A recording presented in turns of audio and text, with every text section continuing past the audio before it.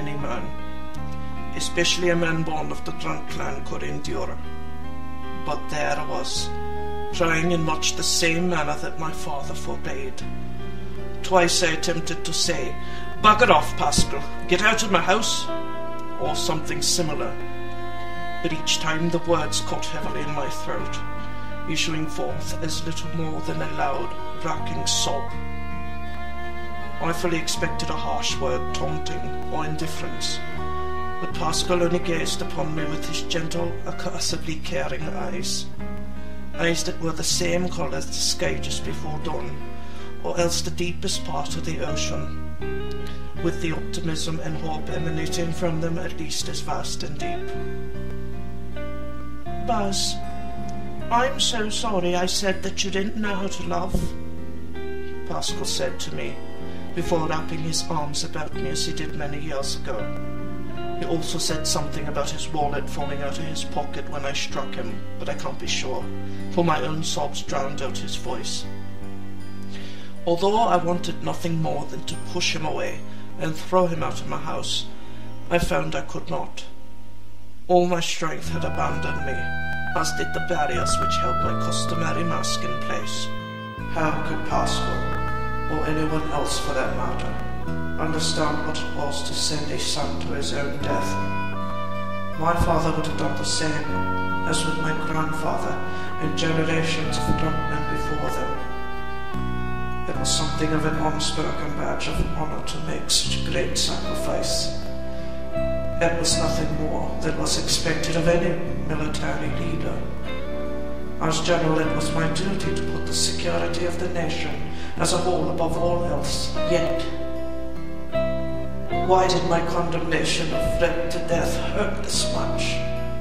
My own death by shrapnel or sniper fire would undoubtedly be easier to bear. Why did Pascal seek to offer comfort to me now? He did not respect my position on this, and I had just hammered him, punched him in the same area of his face I had struck but a few days ago. No doubt I had inflicted some serious damage. Even now the bruise is darkening. I wanted nothing more than to stop carrying on this way, to behave as a proper man and soldier ought. But when I looked at Pascal, I saw that he was also crying, and that gave me the unspoken permission to carry on. Not that I had the power to stop myself. I haven't wept since I was 17, and it was as though I were paying some sort of debt in sorrow, with compounded interest. Although his embrace initially felt like being caught between the figurative rock and the hard place, as time wore on, the contact became ever more comforting, even a bit pleasant.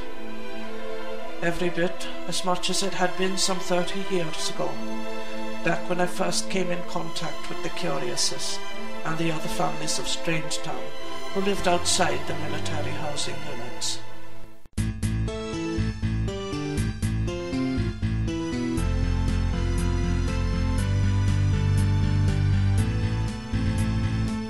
Strangetown was then, as it is now, a small community literally in the middle of nowhere. Every family knew one another, and I had heard tales of the Curiouses ever since I could comprehend human speech.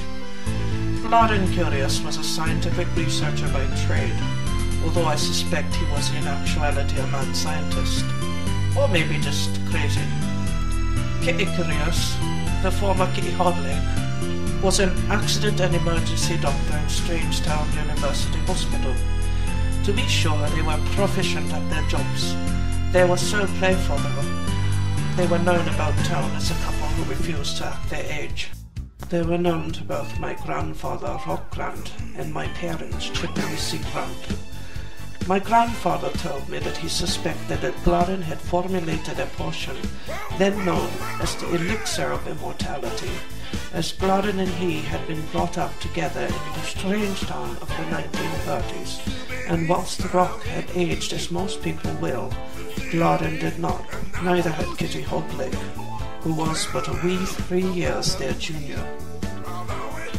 My father, General Grunt, was born at a time when Simnation was at war, and his very nature seemed to reflect that fact. It had earned him the reputation as one of the finest generals Simnation had ever had, although in retrospect, I think it might be more accurate to say that he was so accustomed to fighting that he simply did not know how or when to stop. Perhaps the same can be said about me at times. But I digress. When I was 10 years old, my father was sent overseas to a region where armed terrorists had overthrown the governments of 3 nations. The night before my father left, he and my mother had a row which roused me from my sleep. Fights such as these were rather commonplace in our house, so at first I paid it little mind. As I feared, though, my father soon began beating my mother. Initially I prayed that he would stop, but when the beating continued for nearly 40 minutes, I rushed into their bedroom to try and stop him. He then turned his aggressions upon me, and I quickly went from begging for my mother's life to begging for my own. For good measure, after forcing me back into the hallway, he produced a strap and began to beat me relentlessly. In my fervent efforts to escape, my head hit the balustrade, and I lost consciousness. When I came to, my father was gone. He had evidently left on his assignment, but I had no time to wallow in my own pain, for my mother was in far greater need. I don't exactly remember what my father had done, but my mother lay motionless on the floor in the hallway. Her breathing was very shallow, and she did not seem at all aware of my presence. It was all I could do to drag her to my room, so that she might rest upon my bed. For many days thereafter, I kept watch over her. Her breathing was very weak, and each breath was like the slightest breeze stirring withering leaves. I remember waiting for each of those breaths, whilst anticipating the next one, dreading that the next breath may never come. I neither ate nor slept, for I can't remember how many days thereafter. I quickly became dehydrated and weak from lack of food. Eventually the social workers came to investigate, for I had also not been to school in all that time. Ever the dutiful son, I told the social workers exactly what I should. That my mother had attempted to hang a painting at the top of the stairs and had lost her balance. They had no reason not to believe me after all. I was the son of General Grunt, so why would I lie? The social workers ordered my mother sent to Strangetown University Hospital, as her wounds were rather grave. Dr. Kitty Curious attended her and took great pity on me, and asked that the social worker place me in their home until my mother could look after me once more. It is said that no one refuses Dr. Kitty Curious anything, and before the day was over, I met Goran, Jenny, and Pascal for the first time.